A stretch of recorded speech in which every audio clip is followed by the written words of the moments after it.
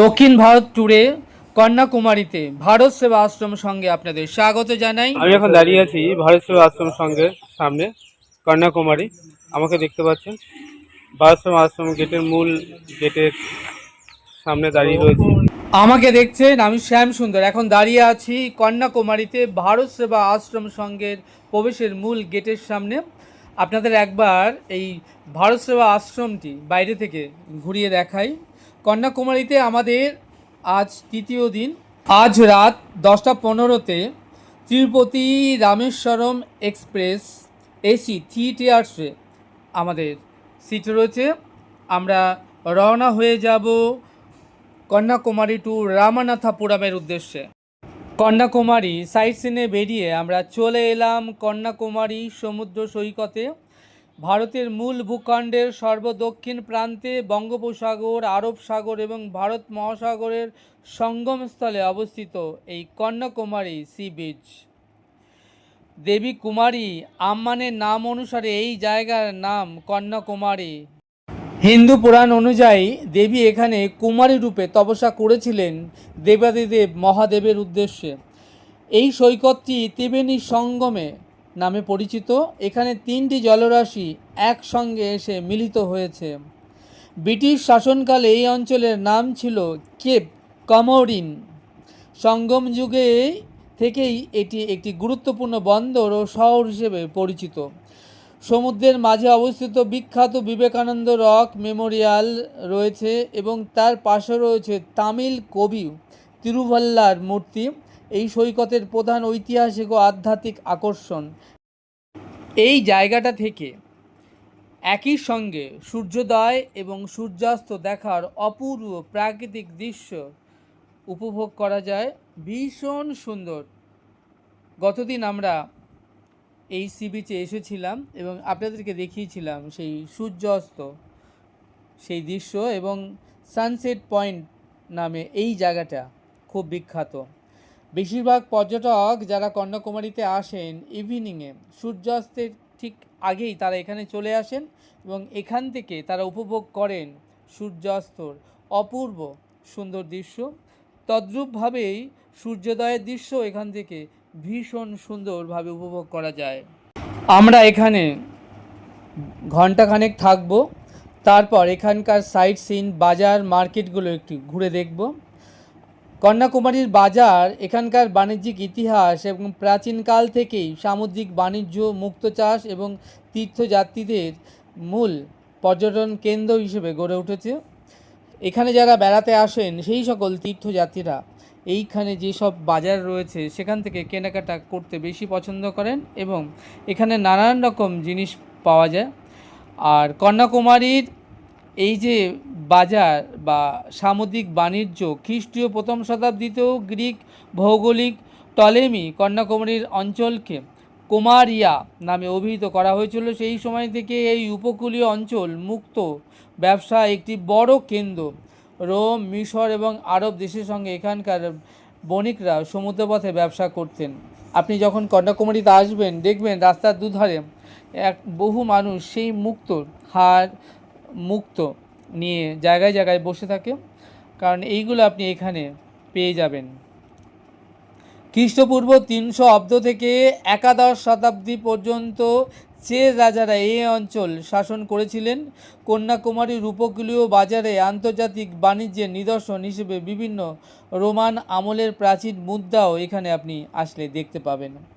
দক্ষিণ ভারতের সর্বদক্ষিণ প্রান্তে অবস্থিত এই শহর ধর্মীয় ও পৌরাণিক ঐতিহ্যের জন্য বিখ্যাত। এখানে দেবী কুমারী মন্দিরকে কেন্দ্র করে তীর্থযাত্রীদের সমাগম হয়, যা স্থানীয় ক্ষুদ্র ব্যবসা, হস্তশিল্প, পুঁতির শিল্প, বাণিজ্যিক এবং এখানে আশেপাশে বাজারগুলোকে প্রসারিত করে এবং এই সব পর্যটনের উপর নির্ভর করে এই সকল দোকান এবং বাণিজ্যগুলো গড়ে উঠেছে। ব্রিটিশ আমলে এই অঞ্চলের নাম ছিল কেপ কমোরিয়া।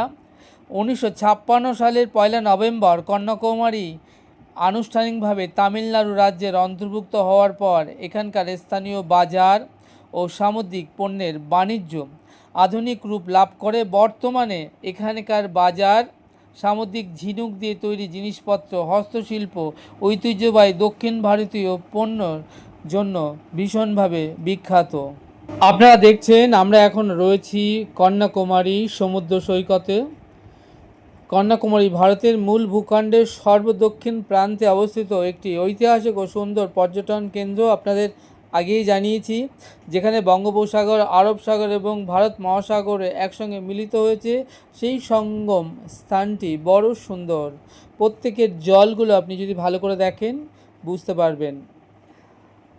আর কন্যাকুমারীর প্রাচীন নাম ছিল কেভ কমরিন। হিন্দু পুরাণ অনুযায়ী দেবী কন্যাকুমারী, যিনি পার্বতী রূপ, এখানে কুমারী রূপে তপস্যা করেছিলেন দেবাদিদেব মহাদেবের জন্য।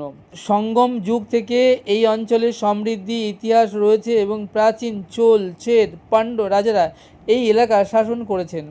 ব্রিটিশ আমলে এই স্থানটির নাম কেপ কমরিন হলেও স্বাধীনতার পর এর নাম রাখা হয় দেবী কন্যাকুমারীর নাম অনুসারে কন্যাকুমারী। আপনারা দেখছেন আমরা এখন রয়েছি কন্যাকুমারী সমুদ্র সৈকতে। আমরা যখন কন্যাকুমারী সমুদ্র সৈকতে বা সি বিচে এসে পৌঁছালাম, তখন বহু পর্যটক এই সি বিচে রয়েছেন এবং কেউ গল্প করছেন খোশ মেজাজে, কেউ ঘোরাঘুরি করছেন, কেউ বা মোবাইলে ক্যামেরা বন্দি করছেন এর যে আশেপাশে সাইট সিনের অপ্রাকৃত সৌন্দর্য।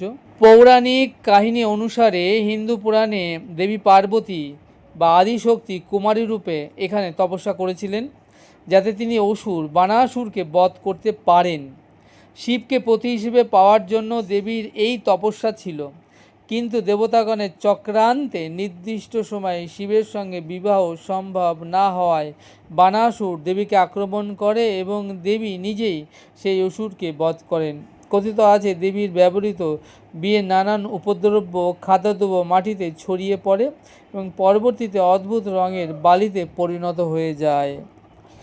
ভারত মহাসাগর, আরব সাগর এবং বঙ্গোপসাগর এই তিনের মিলন স্থল ত্রিবেণী সঙ্গমে অবস্থিত কুমারী আম্মান মন্দিরটি দেশের অন্যতম প্রধান শক্তিপীঠ।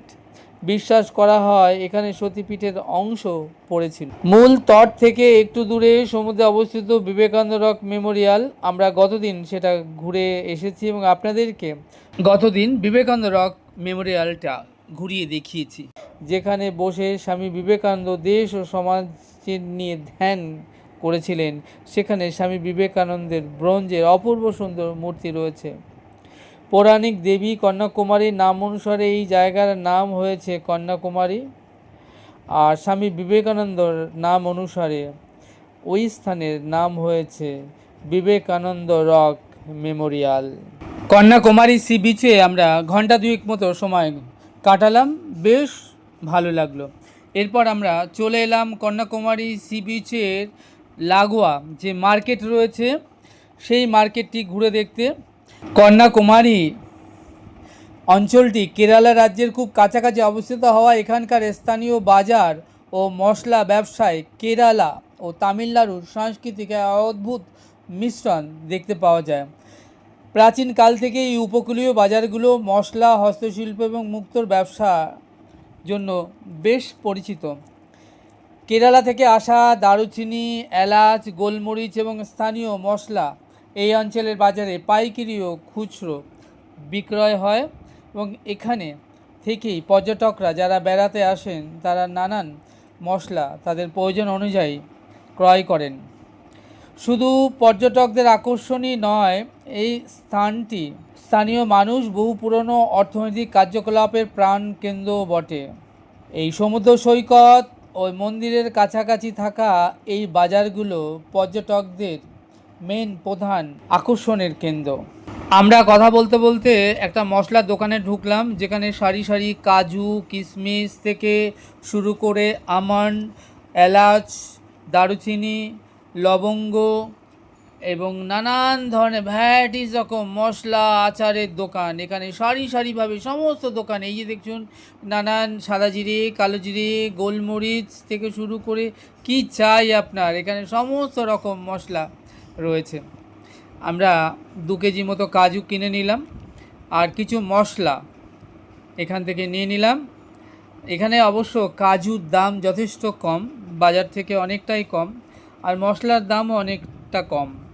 আর এই যে দেখছেন কাঁচকলা, যদি আপনি ফ্রাই খেতে পছন্দ করেন তারও ব্যবস্থা রয়েছে এখানে। নানান রকম সব দ্রব্যের জিনিস যেটা পর্যটকদের ভীষণ প্রিয় এবং আকর্ষণ করে। একসময় আমাদের এই মশলা দোকান থেকে মশলা কেনাকাটা শেষ হলো এবং আমরা এখান থেকে ধীরে ধীরে মার্কেটগুলো ঘুরে আমরা যেখানে রয়েছি ভারত সেবা আশ্রম সঙ্গে উদ্দেশ্যে রওনা দিয়ে দিলাম, কারণ রাতে আমাদের ট্রেন রয়েছে কন্যাকুমারী টু রামেশ্বরমের উদ্দেশ্যে আমরা রওনা হয়ে যাব। দক্ষিণ ভারত ট্যুরে কন্যাকুমারীতে আপনাদের স্বাগত জানাই। আমরা ভারত সেবা আশ্রম থেকে রাতের খাবার খেয়ে আমরা চলে এসেছি কন্যাকুমারী রেলওয়ে স্টেশনে। এখন প্ল্যাটফর্মে দাঁড়িয়ে রয়েছে কন্যাকুমারী রামেশ্বরম ত্রিপতি সুপারফাস্ট এক্সপ্রেস কন্যাকুমারী দর্শন সেরে রাত 10টা 15তে কন্যাকুমারী রামেশ্বরম ত্রিপতি এক্সপ্রেস রাত 10টা 15তে এসি 3 টায়ার্সে আমরা রওনা হয়ে যাব কন্যাকুমারী টু রামানাথপুরম, কারণ এর পরে ট্রেনটি আর যাবে না। রামানাথপুরম ট্রেনটি পৌঁছাবে পরের দিন ভোর 4টের সময়, আর ওখান থেকে 60 কিলোমিটার আমরা বাসে করে রওনা হয়ে যাব রামেশ্বরম। কন্যাকুমারী থেকে রামেশ্বরম যাওয়ার জন্য আমাদের কাছে তিনটে আসছে আমরা 10টা 15 চলে যাবো কন্যাকুমারী থেকে রামেশ্বরম উদ্দেশ্যে রামনাথপুরম। এখন রাত 10টা 15তে ছেড়ে যাবে এই কন্যাকুমারী টু রামানাথপুরম সুপারফাস্ট এক্সপ্রেসটি। দূরত্ব হচ্ছে 353 কিলোমিটার। ভাড়া দুজনার পড়েছে এসি 3 টায়ার্সে 1450 টাকার মতো। যথারীতি নির্দিষ্ট টাইমে ট্রেনও ছেড়ে দিয়েছে। আমরা রাতের খাবার খেয়ে আমাদের নির্দিষ্ট সিটে আমরা শুয়ে পড়েছি, কারণ আগামীকাল ভোর 4টে ট্রেনটি পৌঁছে যাবে রামানাথপুরম। কথা বলতে বলতে আমাদের ট্রেনটি ছেড়ে দিয়েছে Kanyakumari Rameswaram superfast express, train number 22622। এই ট্রেনটি সপ্তাহে 3 দিন চলে, রবিবার, মঙ্গলবার এবং গুরুবার। আর এটা রাত 10:30 থেকে 11টার মধ্যে রওনা হয়ে যায় কন্যাকুমারী থেকে এবং 5.5 ঘন্টার মতো সময় লাগে এই কন্যাকুমারী থেকে রামানাথপুরম এই 400 কিলোমিটার যেতে। আর এটা পৌঁছাবে ভোর 4:30টের সময়। আমরা রামানাথপুরমে পৌঁছে যাব। আমাদের ট্রেন ছিল এসি 3 টায়ার্স। আমরা আমাদের নির্দিষ্ট সিটে গিয়ে শুয়ে পড়লাম, বালিশ কম্বল সবই দিয়েছে, বেশ ঠান্ডা রয়েছে। নেক্সট ডে ভোর 4টে আমাদের নামতে হবে রামানাথপুরম। আর রামানাথপুরম নেমেই আমরা ওখান থেকে আবার বাসে করে 60 কিলোমিটার রওনা হয়ে যাব রামেশ্বরমের উদ্দেশ্যে। বাস ভাড়া পড়বে 60 টাকার মতো সরকারি বাসে। এখন ঘড়ির কাঁটায় ভোর 4টে। সবাই উঠে যথারীতি প্রত্যেকের মালপত্র লাগেজপত্র গোছগাছ করছেন, কারণ আর 30 মিনিটের মধ্যে ট্রেন এসে পৌঁছে যাবে রামানাথপুরম। প্রচুর ট্যুরিস্ট আমাদের সঙ্গে চলেছে রামেশ্বরমের উদ্দেশ্যে। এখানে না আসলে বোঝা যায় না যে কত মানুষ যারা কন্যাকুমারী দর্শন সেরে তারা আমাদের মতোই চলেছে এই রামেশ্বরম এর উদ্দেশ্যে। যা হোক, আমরা রামেশ্বরমে গিয়ে নেক্সট রামেশ্বরমের ভিডিওগ্রাফি করব এবং কথা বলতে বলতে আমাদের ট্রেন এসে পৌঁছে গেল রামানাথপুরম। আপনারা দেখছেন ঘড়ির কাঁটায় এখন ভোর 5টা 1 মিনিট। আমরা ট্রেন থেকে নেমে লাগেজপত্র নিয়ে প্ল্যাটফর্মের বাইরের দিকে বেরিয়ে এলাম। বাইরের দিকে রয়েছে সরকারি বাস স্ট্যান্ড এবং সেখান থেকে বাসে করে আমরা 60 কিলোমিটার দূরে রওনা দিয়ে দেবো রামেশ্বরমের উদ্দেশ্যে। বাস ভাড়া পড়বে মাত্র 50 টাকা। আমাকে দেখছেন, আমি শ্যামসুন্দর এখন চলে এসেছি রামানাথপুরমে এবং এখান থেকে বাসে করে রামেশ্বরমের উদ্দেশ্যে আমরা রওনা দিয়ে দেবো। তো দেখছেন আমি এখন রামানাথপুরম, এখান থেকে আমি যাব রামেশ্বরম। দেখছেন ওই বাসগুলো যাবে। আমরা এখন রামানাথপুরম থেকে বাসে চলেছি রামেশ্বরম। এখান থেকে 60 কিলোমিটার, 1 ঘন্টা মতো সময় লাগবে। যথারীতি সময় বাসে ছেড়ে দিল, আমরা বাসে বসে আছি। এই রামানাথপুরম টু রামেশ্বরম এই 60 কিলোমিটার সরকারি বাসে ভাড়া 50 টাকা, আপনি প্রাইভেট গাড়িও যেতে পারেন, ভাড়া পড়বে আপনার 1300 টাকা। তো আমরা বাসেই গেলাম, রওনা দিয়ে দিয়েছি। আর 1 ঘন্টা মতো সময়, অর্থাৎ এখন 5টা বাস ছাড়লো, 6টার মধ্যে বাস পৌঁছে যাবে রামেশ্বরম।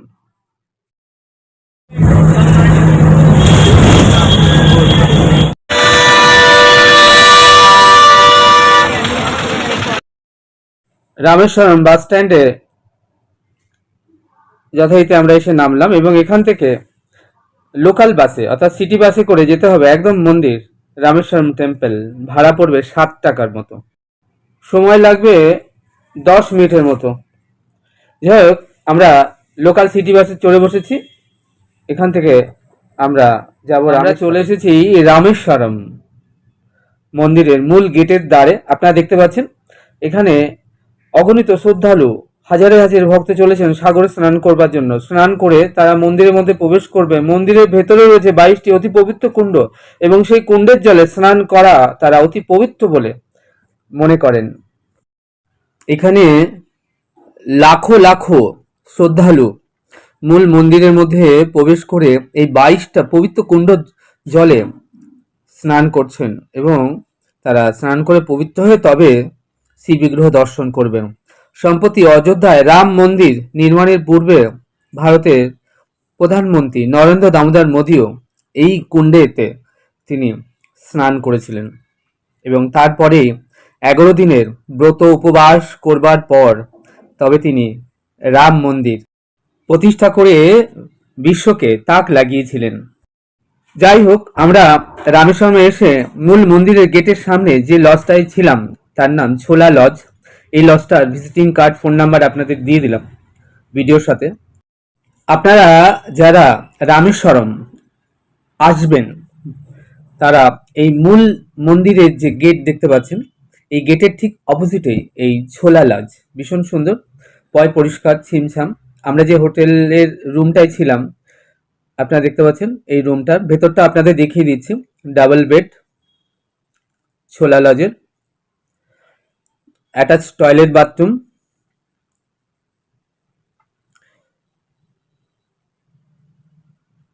আপনারা দেখুন রুমের ভেতরটা, বেসিন, টয়লেট, বাথরুম। এটার ভাড়া এই ডাবল বেডের প্রতিদিন 600 টাকা। আপনারা এখানেও থাকতে পারেন বা এই লাইনে অজস্র হোটেল রয়েছে, লজ রয়েছে, সেখানেও থাকতে পারেন।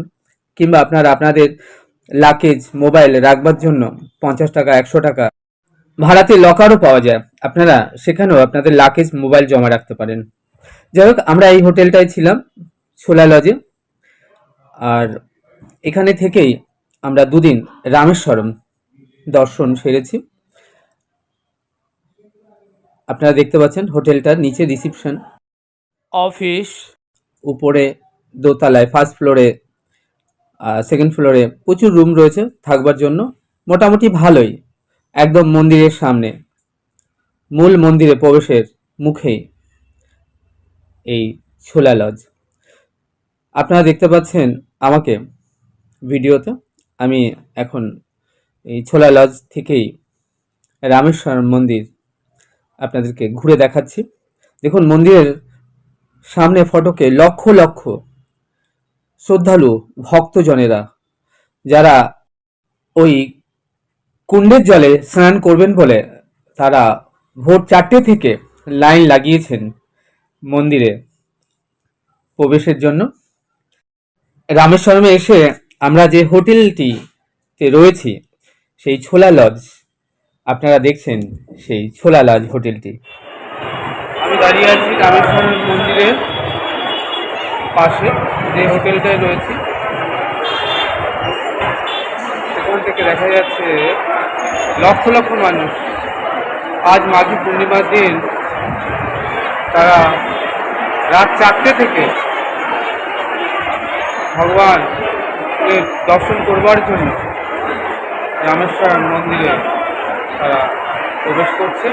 এই মন্দিরের প্রবেশের পূর্বে পাশে সাগর থেকে তাদেরকে স্নান করতে আসতে হবে এবং স্নান করে এসে তারা মন্দিরের ভেতরে যে 22টা কুণ্ড আছে, পবিত্র কুণ্ড, তীর্থ, সেই কুণ্ডর জলে তারা স্নান করবেন এবং তারপরে ভিজে জামা কাপড় ছেড়ে তারা ভগবান রামেশ্বরকে দর্শন করবেন। শিবজির মহিমা অপার। আমরা দেখতে পাচ্ছি কত মানুষ করিডোরে দাঁড়িয়ে রয়েছে।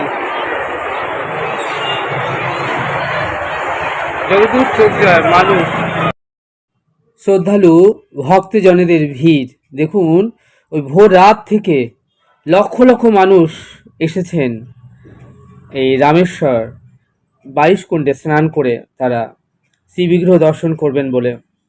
অপূর্ব দৃশ্য, অভূতপূর্ব নাজারা। রামেশ্বরে না এলে এই দৃশ্য সত্যি দেখাই হতো না। আমাদের সঙ্গে আপনাদেরও, যারা আপনারা ঘরে বসে দেখছেন এই ভিডিওটি, আপনাদেরও দেখবার সৌভাগ্য লাভ হোক, সেই কারণে এই ভিডিওটি করা। আজ মাঘী পূর্ণিমা, অতি পূর্ণ পবিত্র একটি দিন। আমরা এই মাঘী পূর্ণিমার দিন আমরা এই ছোলালাজ হোটেলের ব্যালকনি থেকে দাঁড়িয়ে দেখছি লক্ষ লক্ষ মানুষ সাগর থেকে স্নান করে মূল মন্দিরের প্রবেশ দ্বার দিয়ে মন্দিরের ভেতরে প্রবেশ করছেন। আমরাও একটু পরে সাগর থেকে স্নান করে দর্শন করব মন্দিরের শিব বিগ্রহ রামেশ্বরমকে। আজ এটুকুই। আপনারা আমাদের সঙ্গে জুড়ে থাকুন আর ঘরে বসে দেখতে থাকুন দক্ষিণ ভারতের কন্যাকুমারী রামেশ্বরমের এই ছোট্ট সুন্দর সুন্দর ভিডিওগুলো। আশা করবো আপনাদের বেশ ভালো লাগবে। চ্যানেলটি সাবস্ক্রাইব করবেন। আপনারা ভালো থাকবেন, সুস্থ থাকবেন, আনন্দে থাকবেন। তাহলে দেখা হচ্ছে আগামীতে আরও একটি নতুন সুন্দর ভিডিওর সাথে। সেই অবধি আমার সঙ্গে প্রেম সে বলুন রাধে রাধে।